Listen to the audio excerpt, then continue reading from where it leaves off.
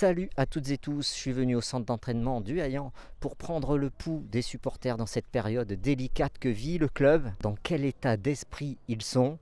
Je vous propose de regarder ça ensemble.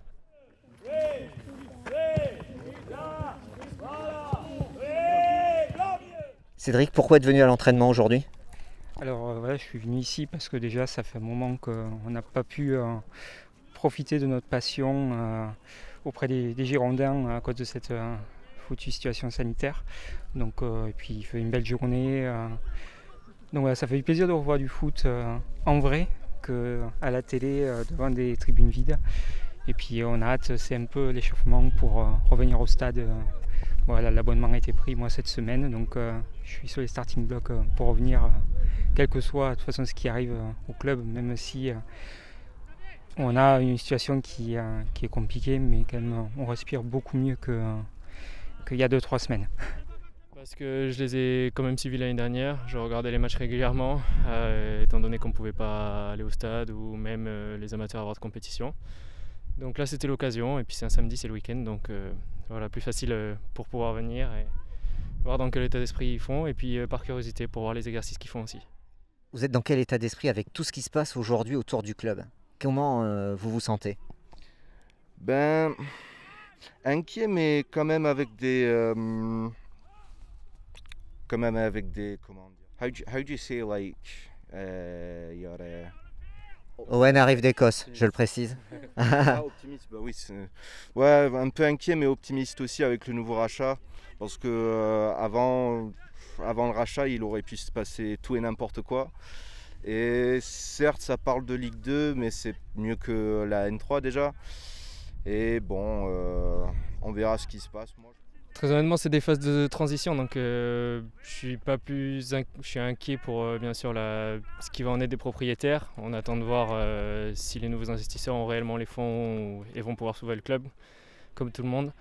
Après, niveau sportif, forcément, depuis à peu près 10 ans, on ne joue pas le haut tableau, donc il y a forcément des phases de transition. On est quand même un club de moyenne zone en général.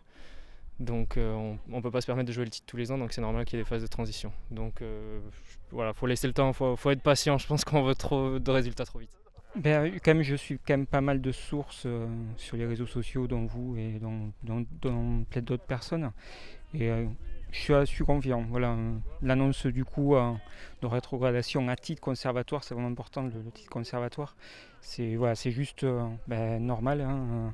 On n'a pas présenté un budget à zéro, donc la sanction tombe, mais c'est juste le temps, ça laisse du temps à M. Lopez à présenter son projet dans les grandes lignes et à montrer les garanties. Et voilà, le 13 ou le 14, je ne sais pas quand la DNCG rendra la décision après l'audition du 12, on sera en Ligue 1 et on pourra enfin définitivement parler du sportif. Dernière question concernant Gérard Lopez, le profil du repreneur, qu'est-ce que vous en pensez? C'est un investisseur, donc il connaît son domaine, il connaît la finance. Pourquoi pas? Après, comme tout le monde, je suis sceptique sur le fait de sa méthode d'investissement. Et il faudra voir. C'est le seul en qui on peut se fier pour l'instant. C'est le seul qui a été accepté, donc j'ai envie de vous dire qu'on n'a pas trop le choix.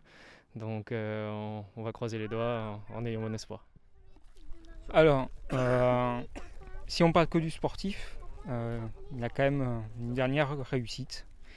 Après, oui, évidemment, son modèle économique, on doit être méfiant. Regardez, faudra voir les actes. Après, là, c'est quand même quelqu'un qui est dans le milieu du sport et ça peut apporter déjà plus de confiance. Mais confiance toute relative. Il y a pas mal d'histoires qui tournent autour et voilà, ça sera vraiment juger sur les actes ce qu'il fera à Bordeaux. On ne va pas juger ce qu'il va faire juste en regardant ce qu'il a fait avant. Méfiance, mais confiance. Moi, je pense que le projet de Gérard Lopez sera crédible.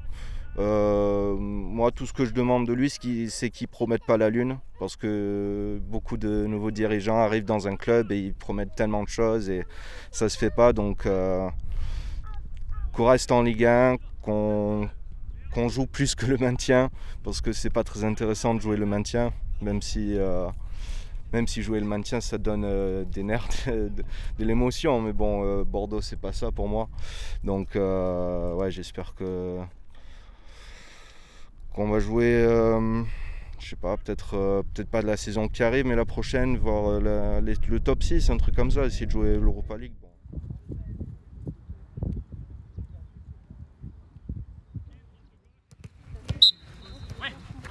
Oui, c'est ça, bien, un petit peu plus rapide. Voilà, on reprend le ballon. Encore une ou deux fois pour être prêt.